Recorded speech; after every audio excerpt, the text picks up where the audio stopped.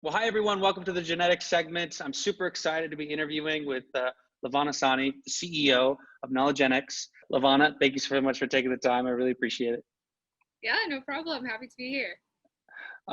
Before we jump into this thing, to give the context of the background of how we came to this interview, we've looked at well over 200 genetic startups globally. One of the things that really stood out to us was Nalagenetics. They have a different approach compared to most companies within this category, which is why we wanted to showcase them as one of the top startups within this category. So before we even get into the product details, Levana, you provided us with a short video that gives the audience at least a baseline of understanding of what Nalagenetics is doing. So we'll jump into that and then we'll go into questions. Yeah? Sure. Great. Welcome to Nalagenetics, your partner in making better health decisions with genetics. Did you know that your medications may sometimes cause you harm? There's a 50-50 chance that your prescription can be improved. Take for example here, Tommy. He suffers from high cholesterol and is currently taking medications to manage his cholesterol levels. After a while, he started experiencing muscle pain. He decided to visit the doctors again. Lucky for him, his doctors are partnered with Nalagenetics. Tommy's doctors are therefore equipped with personalized care. Tommy's doctor recommends taking a pharmacogenomics test to choose as an alternative therapy. As it turns out, his genes are incompatible with his current drugs, which helps explain his muscle pain. Our pharmacogenomics test is safe, accurate, and effective. Taking the test is as easy as 1, 2, 3. 1. Consult with your doctor. 2. Fill up the order form to share your medical history. 3. Collect your sample with a buccal swab, and our team will pick it up and take care of the rest. After the sample is analyzed, a personalized report will be generated. Our report includes more than 100 drug interactions and many more. It will tell you the 5 actions to recommend with your medicine: to follow dose, increase the dose, decrease the dose, increase monitoring, and changing your prescription completely. To access even more drug interactions, access your report in our app. There, you can also set medicine timers, report any adverse drug reactions, and chat with your physician in the comfort of your phone.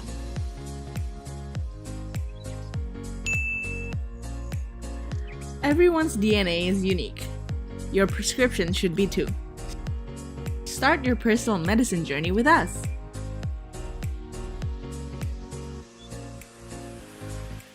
Awesome. So, Levana, before we jump into details about the product itself, I'm curious because I think you guys have a really interesting backstory about how and why you started this company.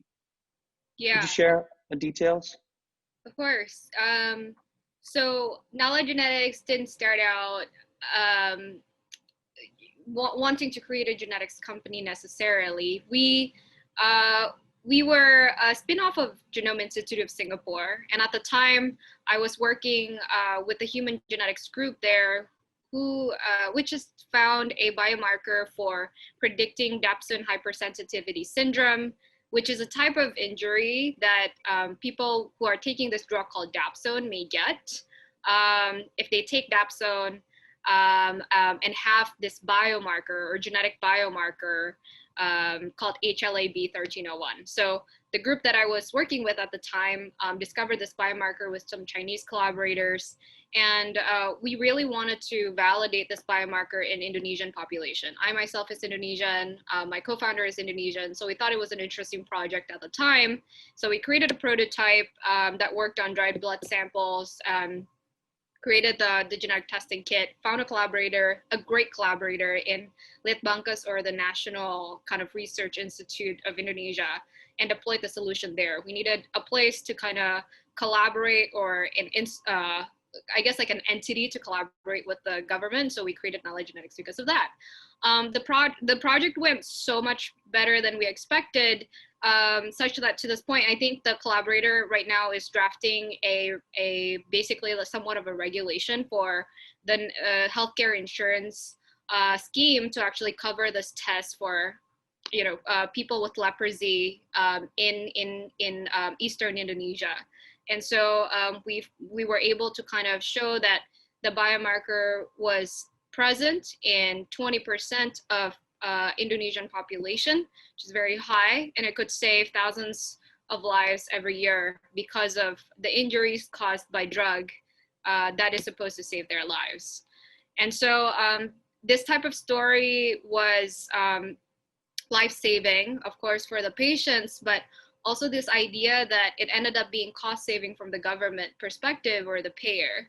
And I think in the US and in many other markets as well, cost effectiveness becomes like one of the major issues for payer systems or how technologies got adopted. But it traditionally wasn't traditionally, I guess in the genetic space at the time, a lot of things were being marketed as direct to consumer.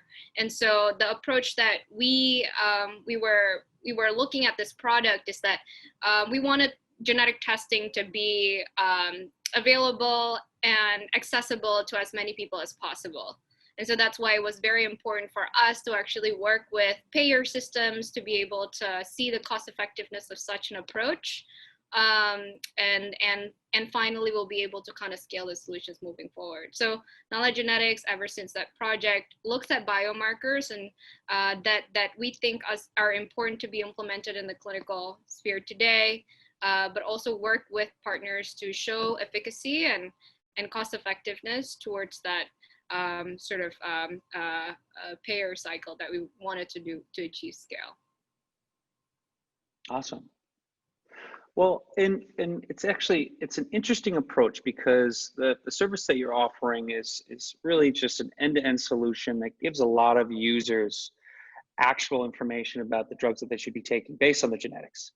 Right. Why did you take this approach of matching DNA with impacts on drug use? This is, it seems it's quite niche in some sense. Yeah.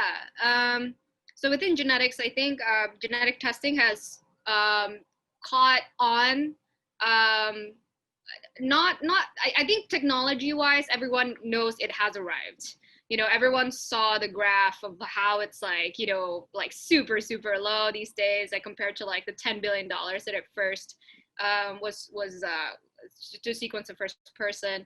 So I think what's important when we learned about the market and what genetic testing, how genetic testing got implemented in multiple markets is very driven by use cases. So in China, it was NIPT. It took the market by storm.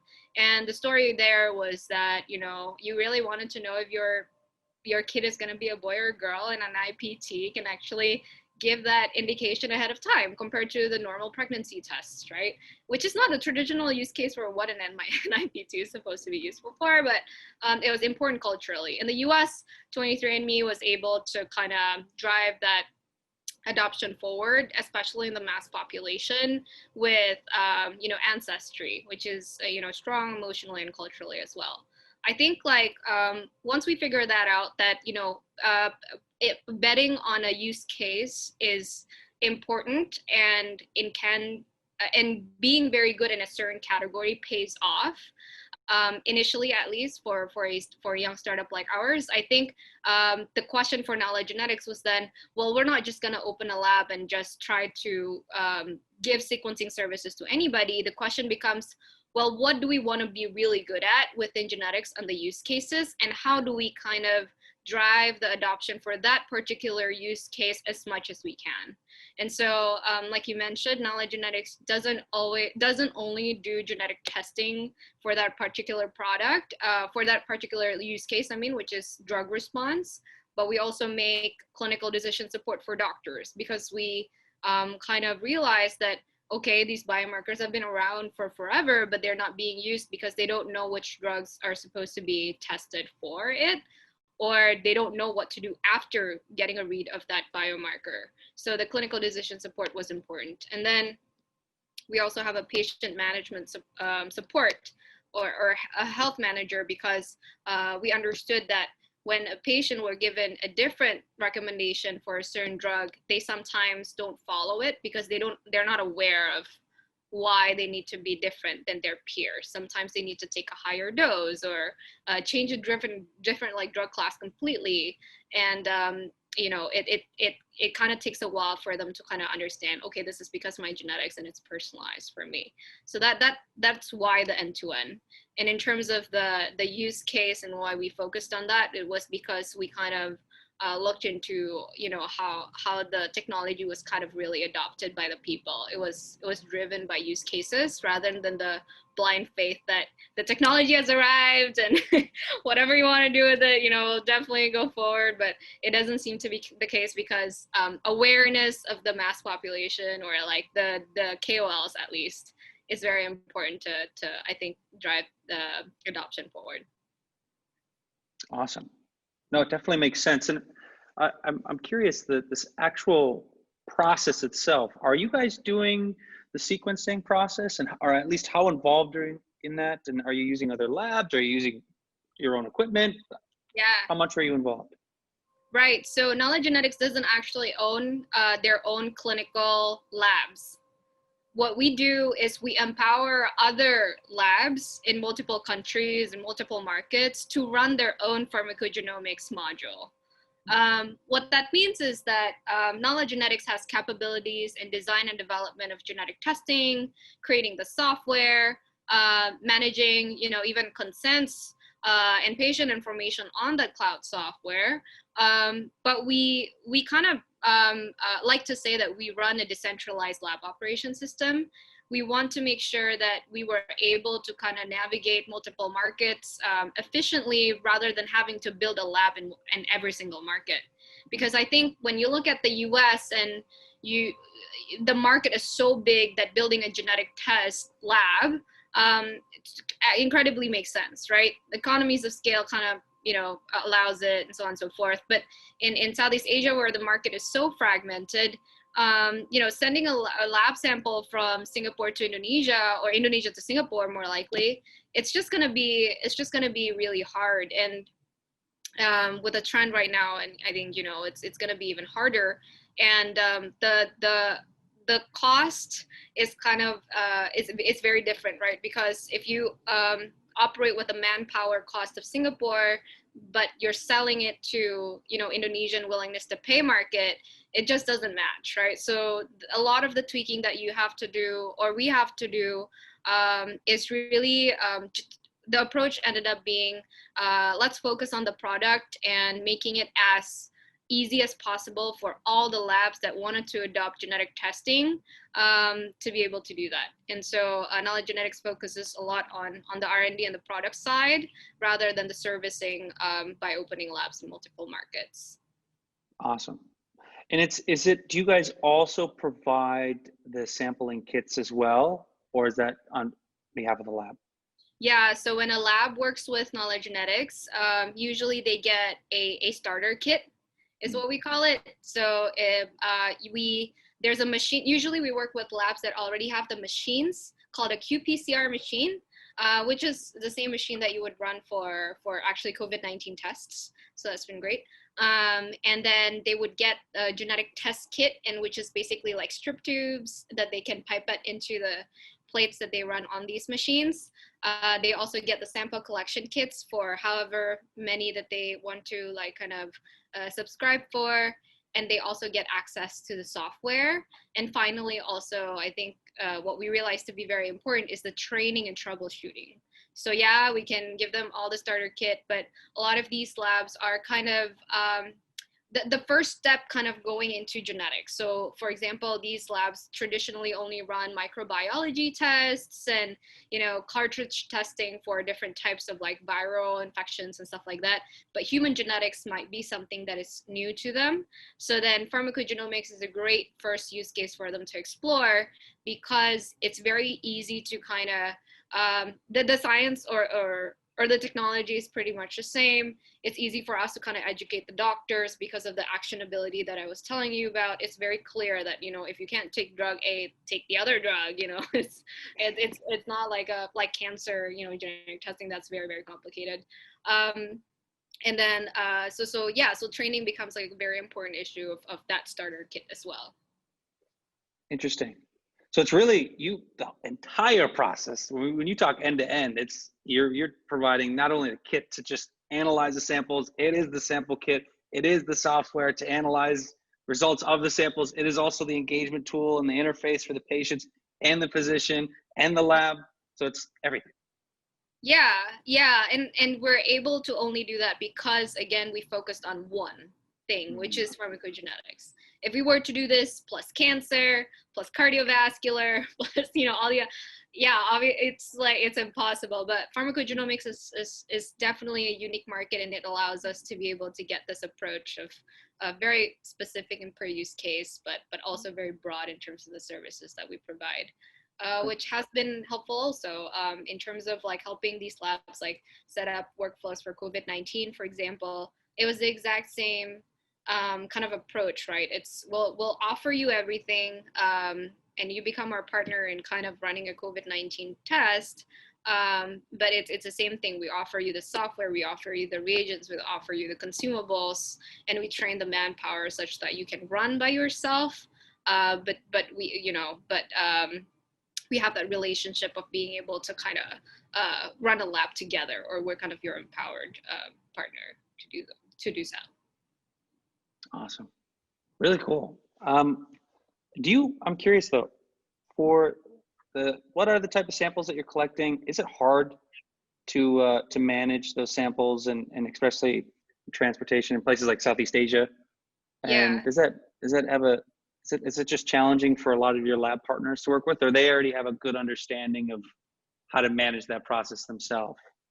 Yeah, so that's a great part about, you know, not having our own service lab, is that we don't have to deal with that issue, the logistics issue, because we work with hospitals and labs who have a pool of patients already going in, and you know, pharmacogenomics is a test that you can definitely take, you know, at home, but generally it always is introduced by your caretaker, your medical professional, your care manager, right? So the entry point is the hospital. The entry point is the outpatient clinic. So working with hospitals and labs kind of makes sense because the patient is already there oftentimes.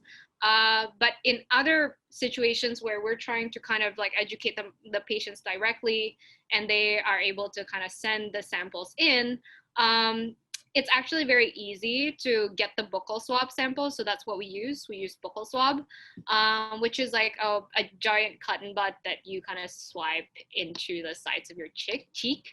And then you can just like mail it into the lab, and the lab will run it to you, and the report will be sent to you in PDFs. And so in our lab port in our patient portal. So that's super convenient.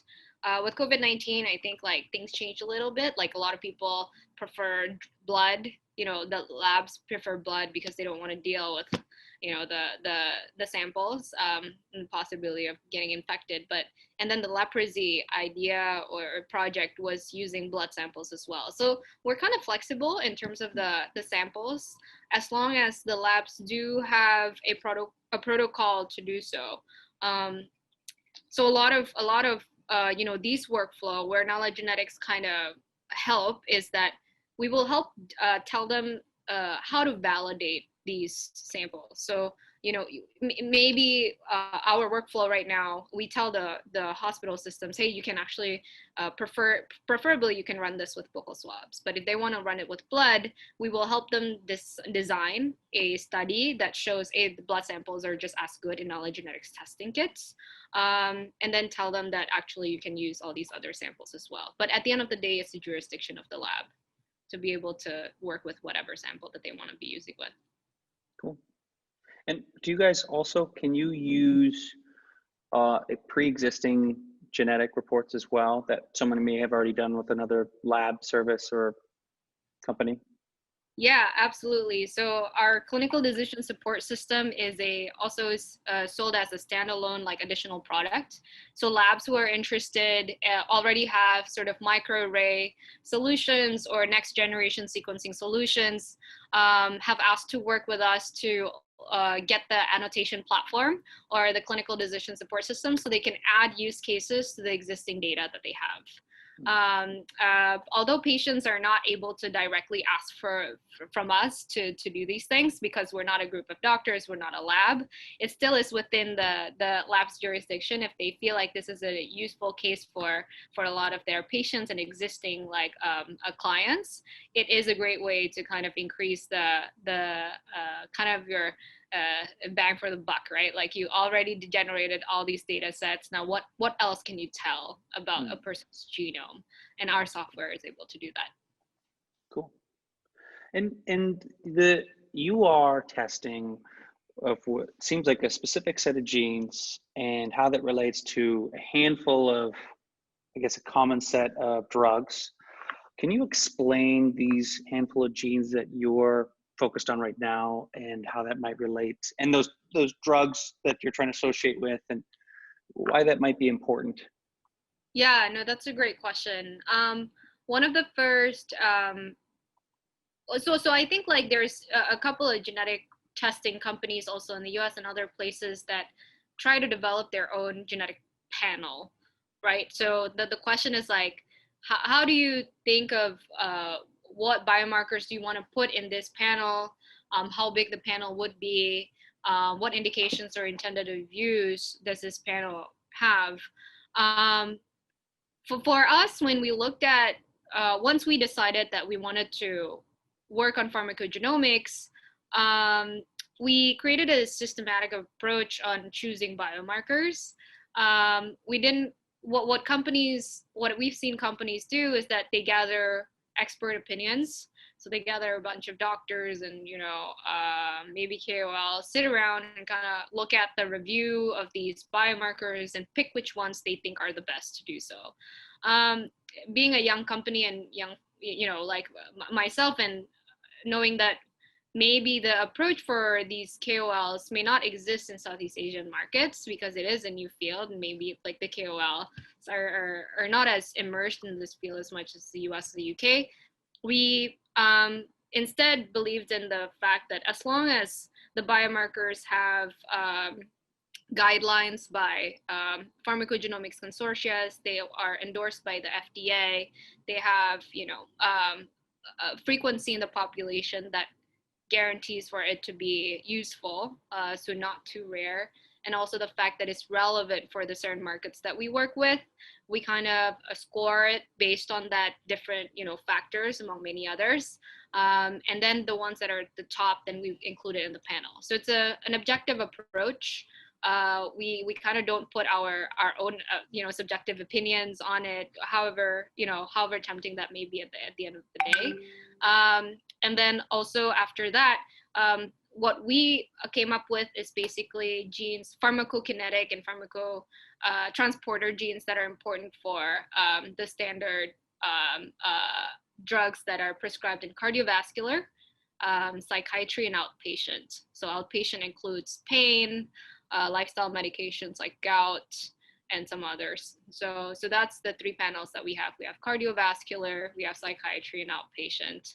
And it was derived from that algorithm that we created outside of scoring all the biomarkers out there. And then we also did a lot of interviews with doctors, just to see what are the drugs that make sense to kind of be lumped together versus drugs that need to be separate.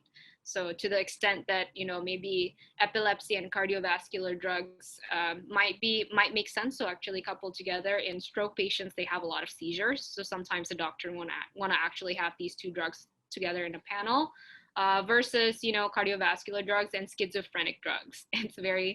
Although there are some overlap, it's not as common. So these type of things we can only understand if we talk to doctors. And so that's sort of the last stage of how we created those panels. But yeah, those are generally like how we created it. And okay, one last point about this is also, I think the approach of more drugs are definitely better than less, or more biomarker are definitely better than less. But I think with the in our perspective, it's like that, right? Like for scientists and companies, data is always king. But to the doctors, it's not always like that. You know, sometimes if you read things that they don't necessarily want to know, they don't want to see it as a liability or a responsibility for them to be able to take care of their patients based on information that they didn't even ask for. So that remains sort of a counterbalance. And so rather than going all the way and kind of reading all the important genes, or every single gene out there, the doctors and what they think is useful right then and there is a very important aspect, and that drives a lot of adoption as well. So then they don't have to deal with liabilities. And the second part obviously is cost. So the more genes that you read, sometimes, you know, you definitely will be more expensive rather than our approach, which is very targeted, only is focusing on drugs and biomarkers that are a lot more impactful than a lot of others if you were to read every single thing under the sun. Interesting. And how did you find the relationship between these drugs and these specific genes? Where did you build that data set? Yeah, so there's a lot of public information already related to pharmacogenomics. It's not a new field at all. So it's been around for a long time, since, again, the human genome was first sequenced. I think pharmacogenomics was one of the most exciting promises that people have in the field. And so we curate those databases, scientific databases. We also curated a lot of publications that validate those biomarkers in our population, Southeast Asia and Asian population. So we have a collection of thousands of papers that may not be looked into by the US when the FDA makes a recommendation, for example, but it's very important to show validation in local doctors to show that, hey, this biomarker has been proven to be effective or frequent enough that is relevant to your practice. And then there's also guidelines from pharmacogenomics consortia, like CPIC or DPWG from Dutch, and then some other bodies that we've identified to be important, like PMDA from Japan and some others. And so they all have their guidelines. So I guess like the bottom line is that there's a lot of public information. I think for the doctors to kind of use pharmacogenomics, cost is definitely the issue. So designing the panel was one, but the second one is kind of summarizing all that information into digestible formats for the doctors. And so knowing which information trumps the other, because sometimes it kind of contradicts with each other, and then summarizing the information into something that they can use for daily practice, because they make decisions in a split second, right? So they don't have time to read 40 different papers for just one recommendation. You know, stuff like this is a lot of what our clinical decision support can do. Gotcha. And so a lot of times if when these tests are done, if a specific gene might be present that you know is probably shouldn't be mixed with a drug, whether it's one of those three categories you talked about, outpatient, cardiovascular, et cetera, that it's a doctor on their end, their interface is, don't administer this, here's alternatives, here's why, in a short form. Exactly. Yeah, exactly. So there's 5 different actions, you know, take it, don't take it, increase dose, lower dose, or increase monitoring. So it's very easy for the doctors to use. But on that note also, I think a lot of the biomarkers that are included right now is from public databases still lacks evidence in our population. So, you know, in Southeast Asia, obviously not a lot of grants, you know, going around like studying pharmacogenomics yet.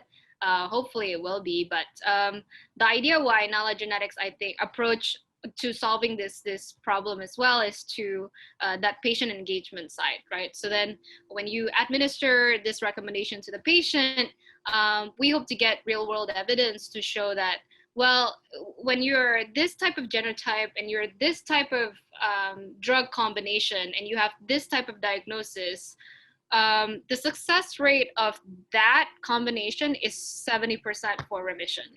for example. So then that type of data set is probably not something that you can do clinical trials for because it's super expensive.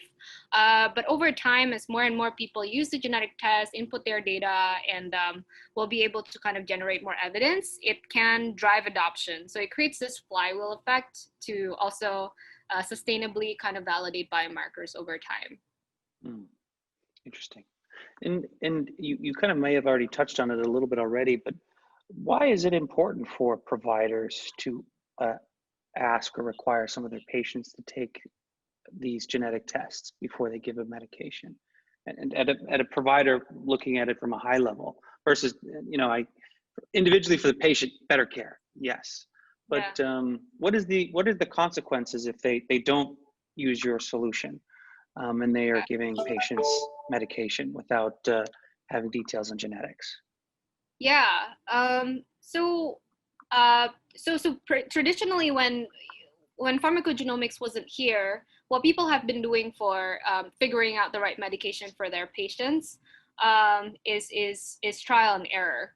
And trial and error can work for some medications, but in some situations it may lead to severe effects like adverse drug reactions, like the one for leprosy that I told you about.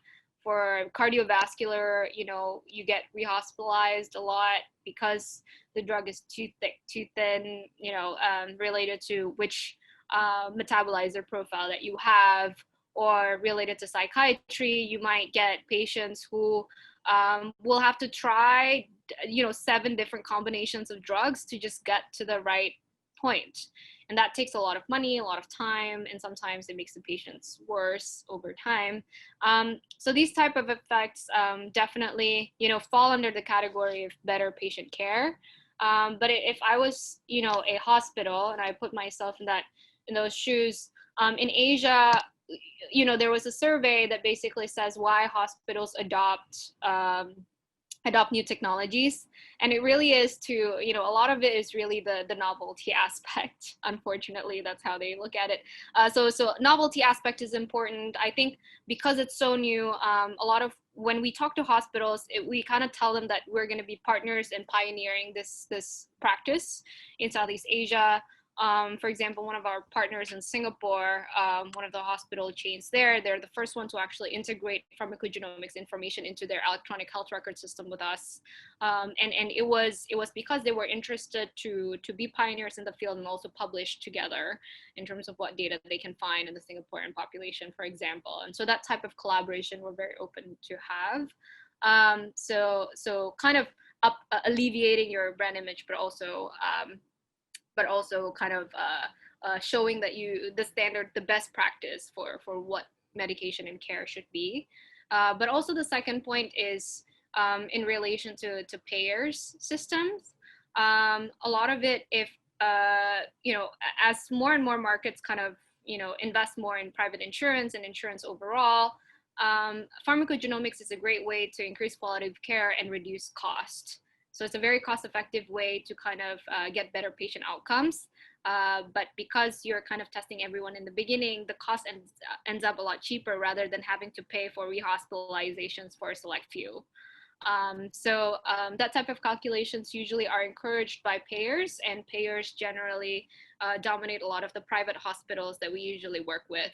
And so it may be a good approach for them to kind of consider that collaboration with payers as well. And then finally is to kind of keep their doctors in-house. I feel like, hospitals, doctors kind of reign, right, in Southeast Asia because they have less, there's so much less doctors, or we need a lot more doctors, definitely. So as a CEO of a healthcare provider, one of their mandates is to keep their doctors happy.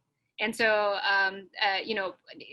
being able to participate in this type of research and new technologies, there's definitely a way. What we've seen is doctors are very interested to kind of try out in their patient population, being able to kind of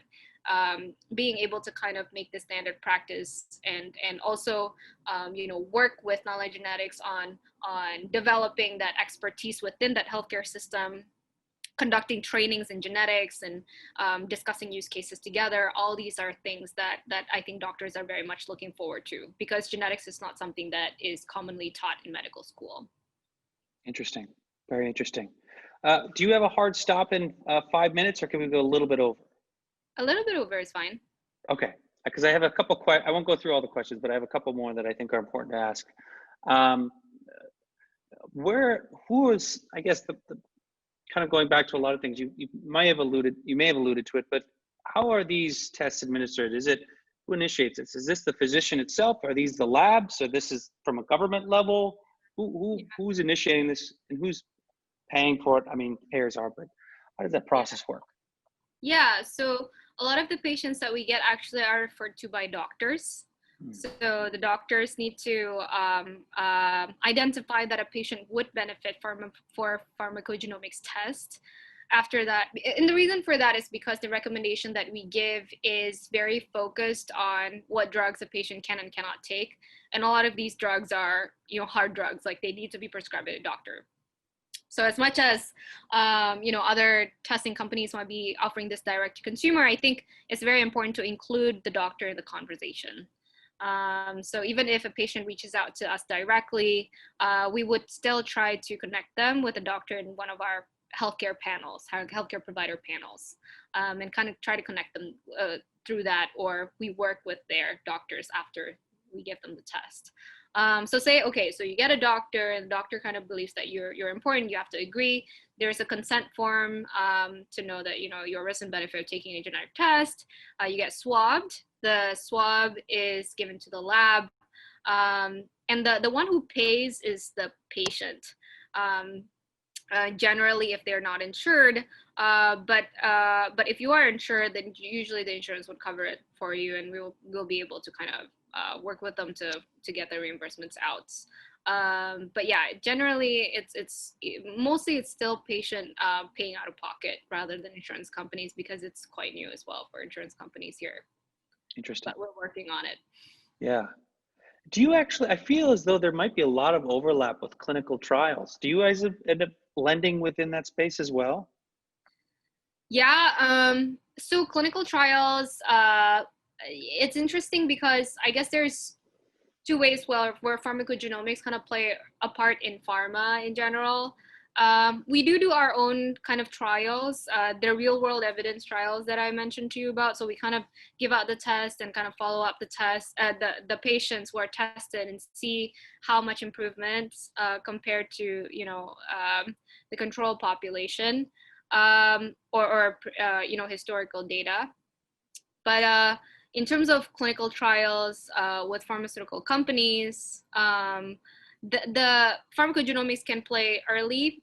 In I guess like cancer trials, you'll try to see whether or not the biomarkers or effectiveness in different populations usually are highly dependent on whether or not the cancer respond to the type of mutation or have a certain type of mutation that the drug can target. So pharmacogenomics is very important for that, and that's called companion diagnostics.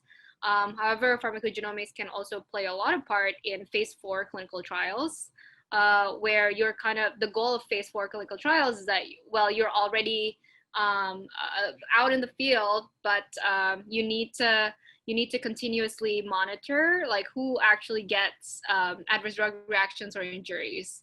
And sometimes one of the reasons why these are caused for certain drugs is because of the genetic makeup of people, and sometimes because the clinical trial wasn't diverse enough, or couldn't really, or saw some adverse drug reactions but not a lot in that patient population. You can only see this type of effect after the drug is being used for a lot of people, and that's where phase 4 clinical trials kind of come in. But in general, I think trials are collaborating with pharmaceutical companies can be generally fall under those two buckets. But we also do our own trials to show efficacy of the biomarkers when we're selling our diagnostics as well. Gotcha. Okay. And one of the things I wanted to highlight, which is why your company was unique, was the workflows that you added beyond just the sequencing services. So you you're giving both physicians and patients a mobile platform or just a platform to be able to view results. You have genetic counselors, or you can connect people with just counselors that can help them understand the information that they have. You actually provide a tool that can track medication usage and remind users to not only take it, but report side effects, etc. A lot of cool stuff. Did you want to talk any about some of those features that you have and just highlight them at all? Yeah, definitely. So I can tell them, I guess, particularly for this one use case for tamoxifen, which is what we're advocating a lot with one of our key opinion leaders in Indonesia. It's for this gene called CYP2D6, being able to tell whether or not a women with premenopausal women to actually take either for adjuvant therapy. So there's a couple of classes that you can choose from. Either it's aromatase inhibitors or tamoxifen or hormone controllers, right? So if you are a poor metabolizer, you'll be able to you are recommended to take aromatase inhibitors in basically a different class of drug. So what the platform has been able to do for these set of doctors that we're working with is, number one, identify which sets of patients actually qualify for testing. So we'll help them vet through those. And then after that, obviously the genetic testing portion. And then after that, also the report that they get is particularly to see, that decision, whether or not you need to take a different class of drug or take the drug that is, generally for the population. And then when the patient actually are given the report has a QR code that they can scan, and then that would lead them to our mobile app, and the mobile app will help them in a few things. Number one is to remind their medications. Get educated on, what other things are important to know about, the drug, and maintaining that, chronic medication. So things like, different lifestyle, choices that may help, and questions that we can help answer through newsletter formats. There's also medical history. So then over time, we actually submitted another study to follow these patients for another 3 years to kind of track like the different remission or relapse for breast cancer, because that's the whole point of taking this drug, is so you don't relapse to have another breast cancer recurrence. And then there's also the feature of the app also allows them to share information to other doctors if they see it's important.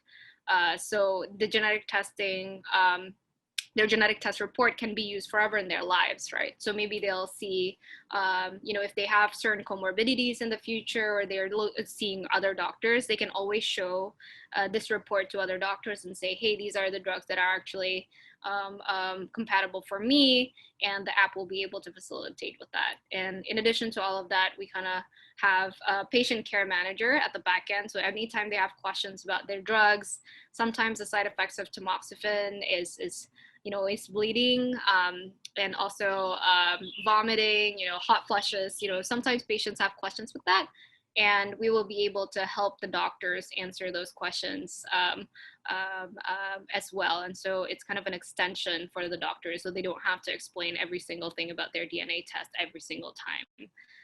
So those are some of the features that the patients, I feel like, find very helpful in the mobile app. That's awesome. Well, I thank you for going through a specific use case. I think that helps help a lot of people understand some of those features. But I know we're a little bit over time, so I want to be respectful of your time, and I'll quickly jump to the last final questions that I had for you. But I'm curious, what do you think is the future of genetic services, and what do you see that most people don't? Oh no. It's a very loaded question. Genetics, I think there's a lot of interest in genetic editing, transcriptomics, or like general omics. where genetics is just one pillar of so many things that you can learn about yourself, right? So I think previously genetics was sought after as the silver bullet, you know, because remember the Time magazine cover, oh, we have figured out the human genome, you know, like we have figured out the blueprint of the humans, but we know so little about what DNA is, and people have looked into epigenetics, you know, proteomics and transcriptomics. There's so many different angles to kind of understand what a certain disease would do. I think why for genetic editing obviously is very exciting, like CRISPR, Cas9, all that type of stuff. But I think what is important for us to kind of advocate in the genetic testing space in Southeast Asia is that the cooler the technology doesn't mean the bigger impact. It's the level of diversity in genetics research overall and implementation is worrisome. Like most of them are based in Caucasian populations and developed in developed countries, right? Because they have the money, they have the grants to actually advocate for these like research for the scientific community. But so for us, it was very important to not only look into what makes the most money, but also how do we create a business model and a company that solves local problems and at the same time become an integral part of making that population understand genetics and understand or build capabilities to use these tools for their mass population. So the more that I feel like we are alleviating sort of like the whole overall industry in this particular region, I think the more helpful and the more impact we could do. And obviously if I was going to start like, you know, the coolest genetic company, like I wouldn't, you would probably be based in Boston, you know, working on a, you know, a very, you know, new drug target or something like that. So it was important for us. So I think that the insight that I've gotten is really because we are based in Southeast Asia and we learned about local problems and we wanted to kind of alleviate problems that this region kind of has compared to maybe the most important problems that the developed countries might be looking into right now. Interesting. Yeah, I think it's especially within the genetic space, it definitely seems like there's a huge gap which outside of what is mapped in developed countries versus other locations like you know, across APAC. Yeah. And there's a huge gap in research as well between those two, and so it's interesting and it's exciting to see that you're at the forefront of that. I know we're way over time here, but I really appreciate you doing this, and this is fantastic. Before I close out, Levana, is there any closing remarks that you wanted to make, any asks that you have for the audience? No, yeah, we're always looking for people to partner with, either a hospital system, payer systems, or even doctors and KOLs in the field. So feel free to, you know, obviously reach out to us to partner, and both in research and commercial. So thank you so much for this opportunity. Yeah, well, thank you so much for doing this. I really appreciate it. And like I said, for the audience, the genetics ecosystem is vast, and we looked at well over 200 companies, and we think Nalagenetics is one of the top companies globally because of the unique approach that you guys have and the things that you're doing within this space and the ecosystem that you've built and all the product features you have. It's really impressive. And so thank you for taking the time to do this and sharing with everybody a lot more about Nalagenetics. I really appreciate it. No, I really appreciate the opportunity. Thank you so much.